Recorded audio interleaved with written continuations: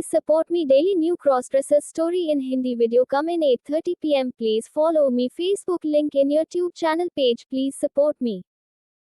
सभी को नमस्कार। सुशांत और मैं पंजाब के एक छोटे से गांव से हूं और मेरे परिवार में मेरी मां, पिताजी और मेरे बड़े भाई हैं। मैंने अपना MBA पूरा कर लिया है और नौकरी की तलाश कर रहा हूं, लेकिन मैं पिछले 6 महीनों से बेरोजगार हूं। इसलिए मैंने नौकरी पाने का कोई मौका नहीं छोड़ा है। मैं हर साक्षात्कार में भाग लेता था, लेकिन फिर भी मुझे कोई नौकरी नहीं मिल रही थी। लेकिन 10 महीने के बाद मुझे एक रिक्ति के बारे में पता चला मेरे कॉलेज के दोस्त के माध्यम से, एक वित्त कंपनी। तो मैंने उस नौकरी के लिए आवेदन किया और मुझे उस कंपनी से साक्षात्कार के लिए एक कॉल मिला और मैंने साक्षात्कार में भाग लिया और मेरी किस्मत मुझे चयनित हुई उस नौकरी के लिए। लेकिन मुझे अपनी नौकरी के लिए बेंगलोर में जाना होगा, क्योंकि बेंगलोर में रिक्ति थी, इसलिए मुझे बेंगलोर में स्थानांतरित करना होगा। मैं बहुत शिफ्टिंग के बारे में सोच रहा था, लेकिन जैसे जैसे मुझे पर्याप्त वेतन मिल रहा है, मैं इस नौकरी को नहीं छोड़ सकता। इसलिए मैंने कहा कि ठीक है, मैं इस नौकरी के लिए तैयार हूं और मैं बेंगलोर में स्थानांतरित हो सकता हूं। इसलिए उन्होंने मुझे अपना नियुक्ति पत्र दिया और फिर मैंने सभी आधिकारिक प्रक्रिया पूरी कर ली और फिर मैंने अपने घर छोड़ दिया और अपने परिवार को इस बारे में सूचित किया कि वे बहुत खुश हैं और साथ ही वे मुझे बेंगलोर में स्थानांतरित करने के बारे में भी अच्छा महसूस नहीं कर रहे थे। लेकिन हम सभी जानते हैं कि हमारे पास कोई और तरीका नहीं है। अगर मैं इस नौकरी को छोड़ दूं तो मुझे होना होगा कितने दिनों के लिए बेरोजगार, कोई नहीं जानता है। इसलिए हर कोई इस प्रस्ताव को स्वीकार करता है। मेरी ज्वाइनिंग की तारीख सिर्फ 20 दिन दूर थी, इसलिए मुझे जल्दी करना है। इसलिए मुझे ट्रेन टिकट मिलने जैसी चीजों को एक एक करके प्राप्त करना शुरू कर दिया, एक कमरा और अन्य सभी चीजें किराए पर लेना।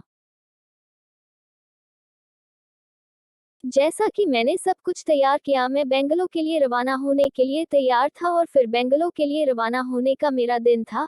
हम सभी सुबह 4:30 बजे स्टेशन पर पहुंचे, क्योंकि ट्रेन का समय था 5:00 बजे। हम 30 मिनट पहले थे और फिर ठीक 5 बजे ट्रेन स्टेशन पर पहुंची और मैं ट्रेन में बैठ गया और कुछ ही मिनटों के बाद ट्रेन चलने लगी और मेरी यात्रा बेंगलोर की ओर 40 घंटे से अधिक की यात्रा के बाद शुरू हुआ। मैं आखिरकार बेंगलोर पहुंचा और फिर स्टेशन से मैंने एक कैब बुक की और अपने नए घर में पहुंच गया। जब मैं अपने घर पहुंचा तो मैंने अपने घर फोन किया मालिक को इकट्ठा करने के लिए। उसका अपार्टमेंट मेरे अपार्टमेंट के पीछे था, इसलिए वह कुछ ही मिनटों में वहां आया और फिर मुझे उससे चाबी मिली और फिर मैं अपने अपार्टमेंट की ओर चला गया।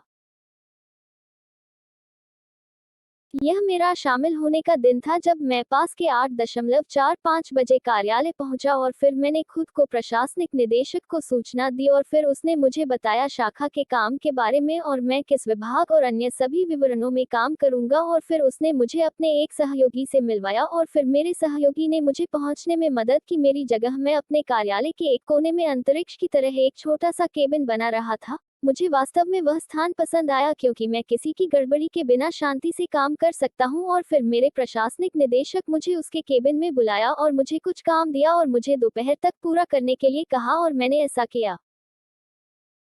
काम बहुत अच्छा चल रहा था। मैंने भी कई नए दोस्त बनाए हैं और मैंने भी उनके साथ काम करना शुरू कर दिया है, क्योंकि 3 महीने से अधिक समय बीत जाने के बाद मुझे बस काम करना पसंद है।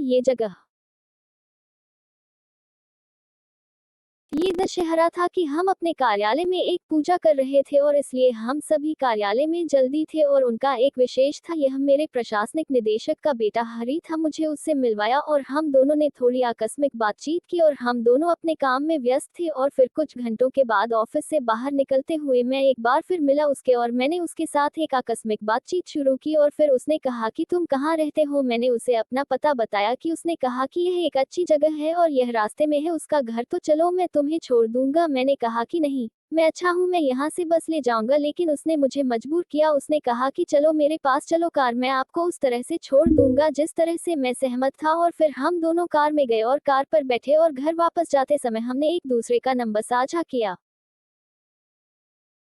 6 महीने से अधिक समय बीत चुका है, हम दोनों एक अच्छे दोस्त बन गए हैं और हम सबसे अच्छे दोस्त बन गए हैं, क्योंकि उसके काम में पर्याप्त दोस्त नहीं है, अंतरिक्ष भी, और न ही उनके निवास में। इसलिए अधिकांश समय वह अकेला रहता है। इसलिए हम दोनों एक बहुत अच्छे दोस्त बन गए हैं और ज्यादातर सप्ताहांत में हम दोनों एक साथ रहते हैं। दिन प्रतिदिन मैं और हरी एक दूसरे के करीब होते जा रहे हैं और एक दूसरे को बहुत बेहतर तरीके से जानने लगे हैं। हम दोनों ने एक सप्ताह की छुट्टी लेने और शहर से बहुत दूर जाने और एक पहाड़ी स्टेशन पर आराम करने का फैसला किया है, इसलिए हमने कोडाईकनाल जाने का फैसला किया है। रविवार था, हम सुबह 6 बजे घर से निकल गए और कोडाईकनाल की ओर यात्रा शुरू कर दी और पास के 10 घंटों की यात्रा करने के बाद हम लगभग 4 बजे कोडाईकनाल पहुंचे और फिर हम अपने गेस्ट हाउस में गए थे। हमारा गेस्ट हाउस सचमुच कोडाईकनाल में सबसे अच्छी जगह पर था। ये पहाड़ी पर कम निवास और हमारी सड़क में कम यातायात के साथ था, जिसका हमने वास्तव में आनंद लिया था। हमारे गेस्ट हाउस से प्रकृति का दृश्य। कुछ घंटों के भीतर हम दोनों तैयार हो जाते हैं और फिर रात 8 बजे हम रात के खाने के लिए होटल जाते हैं और फिर लौटते समय मैं वास्तव में नरक की तरह थक जाता था। जैसे ही हम प्रवेश करते हैं घर में बेडरूम में गया और सो गया। अगले दिन सोमवार सुबह मैं उठा और देखा कि हरी और मैं दोनों एक ही बिस्तर पर सो रहे थे और उसके बाद मैंने सोने के लिए हरी छोड़ दिया और मैं चला गया बाथरूम और स्नान किया और फिर मैंने कपड़े पहने और फिर मैंने कॉफी तैयार की क्योंकि उस घर में एक कॉफी मेकर था। मैंने बिना किसी समस्या के बहुत आसानी से कॉफी बनाई और मैंने अपना कॉफी और फिर हरी के लिए कॉफी बनाई और बेडरूम में गई और उसे जगाया और उसे तैयार होने के लिए कहा और अपनी कॉफी पी ली। उसने कहा कि ठीक है मेरी प्रिय, सुनवाई पहले के लिए प्रिय है। उसके मुंह से समय ने मुझे एक अजीब विचार दिया जैसे कि मैं उसकी पत्नी हूं और यह और, लेकिन मैंने प्रतिक्रिया नहीं दी और उसे कुछ नहीं कहा और मैं हॉल में गया और था। कुछ घंटों के बाद टीवी देखना वह तैयार था और फिर हमने अपनी योजना पर चर्चा की कि कहाँ जाना है और यह, और फिर हमने अपना घर छोड़ दिया और कोडाईकनाल का अपना दौरा शुरू किया। उस यात्रा का बहुत आनंद लिया, लेकिन इसने मुझे बहुत थका दिया। मैं बस घर पहुंचने और अपने बिस्तर पर जाने और सोने के लिए इंतजार कर रहा था, लेकिन हरी थक नहीं रहा था, वह पूरी तरह से सक्रिय था। लेकिन फिर रात के 8 बजे हम घर पहुंचे और अपने घर पर रात का खाना खाया और फिर मैंने रात को हरी को बताया और सो गया, लेकिन वह सोने के मूड में नहीं था, इसलिए वह मुझे सोने के लिए नहीं छोड़ रहा था। मैंने कहा कि हरी कृपया मुझे सोने दो, मैं अब कहीं भी नहीं घूम सकता। इसलिए उसने कहा कि हम कहीं नहीं जा रहे हैं, हम सिर्फ अपने पिछवाड़े पर हैं। मैं सहमत हो गया और पिछवाड़े में चला गया और हम बस घास में लेट गए और मैं देख रहा था कि यह बहुत आराम कर रहा था और हम बस कुछ आकस्मिक बातचीत कर रहे थे और मेरे हाथ से बात करते समय एक स्पर्श महसूस हुआ कि यह उसका हाथ है जो वह मेरे हाथ को छू रहा था। मैंने उससे कुछ नहीं कहा, इसलिए उसने कसकर मेरा हाथ पकड़ लिया और यही वह क्षण था मेरे जीवन को बदल दिया। उसने मेरा हाथ पकड़ लिया और मेरे करीब आ गया और मेरे कान में फुसफुसाया, विल यू मैरी मी? इसने मुझे एक झटका दिया और मेरे लिए एक बहुत बड़ा गुंडे था। मैं उससे कुछ भी कहने में सक्षम नहीं था। मैं सिर्फ शर्म महसूस कर रहा था, इसलिए मैं बस खड़ा हो गया और मेरे पास गया बेडरूम और दरवाजा बंद करने से पहले मैं बहुत थक गया था और नींद महसूस कर रहा था। लेकिन ये सुनकर कि मेरी नींद अभी उड़ गई है, मैं पूरी रात सो नहीं पा रहा था, बस हरी के बारे में सोच रहा था।